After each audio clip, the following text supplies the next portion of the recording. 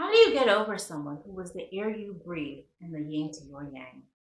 How do you get over someone who was so connected to you that their absence now feels like a part of your physical heart has left your body and the pain seems unbearable?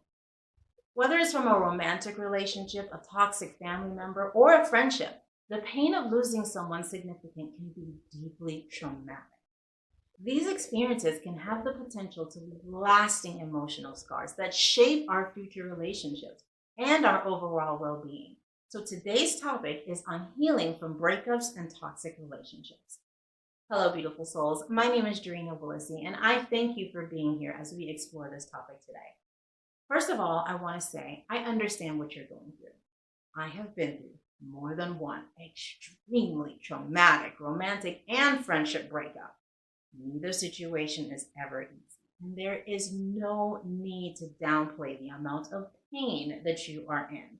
Suppressing it will only make it worse. So keep watching as we uncover more details about how this can be affecting several areas of your life, and more importantly, how to heal from it. Let's go ahead and acknowledge that breakups and the end of toxic relationships are forms of trauma. It's important to recognize this because if we don't address and heal from these emotional wounds, they can manifest as physical illnesses. For instance, Dr. Will Bulshewitz, a specialist in gut health, explains how our emotions and physical health are interconnected. Listen to how he explains it here. What do you do if you've been exposed to trauma and it lives in your unconscious mind? And it causes you chronic stress on a daily basis because you have not healed that wound, that emotional wound. What happens? People get IBS and Crohn's disease and ulcerative colitis. And I've had many patients. Leaky gut too?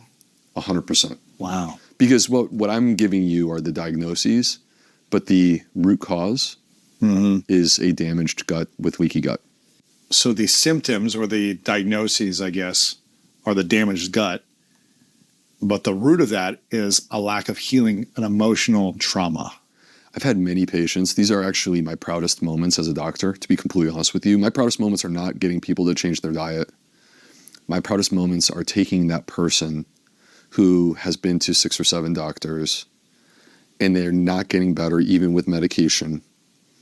And you build a doctor-patient relationship. It's not one visit. I'm talking about 4, 5, 6 visits. And you get to a place where they tell you something from their past that is still affecting them today. And my role as the doctor is not to fix that specific issue, it's to bring awareness to them so that they understand that these are not separate issues. I have been saying this for a long time. You cannot separate your emotions from your physical bodies. Your body always keeps the score of everything that you've gone through. So we cannot bury these emotions and just man up or put our big girl panties on and just carry on just to pretend to everyone else and sometimes ourselves that we are happy. No. These buried memories are like shadows and they can keep you from experiencing true happiness, exploring your passions, and connecting with others again. They can fill your path with fear, doubt, blocking you from being able to form meaningful, long-lasting relationships or being a caring parent, or finding joy in life's simple moments. If you're watching this video, it must mean that you can finally imagine the relief of lifting this shadow, stepping into the light to see clearly, and healing the silent wounds that have kept you stuck in the same place for too long. Confronting this pain allows you to rediscover yourself again, gain strength, and undergo a deep transformation that touches every part of your existence. Before we dive into the healing tips, it's crucial to understand some of the signs that might indicate that you have been through a traumatic experience. Because when you identify them, then you'll know when they pop up that you need to do one of the tips that we'll go over. So some of the signs look like this. Perhaps you feel constant anxiety. You have sudden upsetting memories that make you instantly depressed. Or you struggle with trusting anyone or remaining in a relationship. Maybe you're even lashing out at your children or coworkers.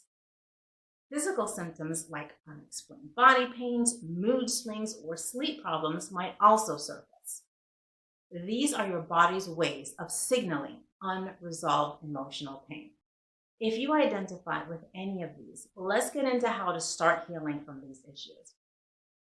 The first step is one of the most powerful steps in healing, and it is understanding that everything is energy, including love. Above all, what our souls crave is love. So developing a practice of self-love is essential. Even if it's just 5 minutes a day, look in the mirror and say, I love you, several times. Self-love is key because energy is magnetic. If you put yourself on the frequency of love, the more you love yourself, the more your cells will vibrate at that frequency and give you a feeling of safety. And your parasympathetic nervous system that's linked to your fight or flight mode and causes anxiety will calm right down. You don't need someone else to give you the love because you can create and amplify it yourself. However, a side effect that my hopeless romantics will love is that because energy is magnetic, the more love you radiate, the more love you will attract, and the right people will come into your life who will reciprocate that love. Whether it's romantic or friendship love, the love will come. Another effective method is mindful meditation.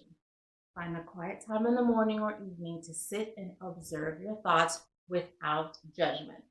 Imagine your thoughts as leaves floating down a stream. This practice isn't about eliminating the thoughts, but observing them kindly from a distance. Regular meditation can help reduce the intensity of unwanted memories and bring a sense of calm and presence.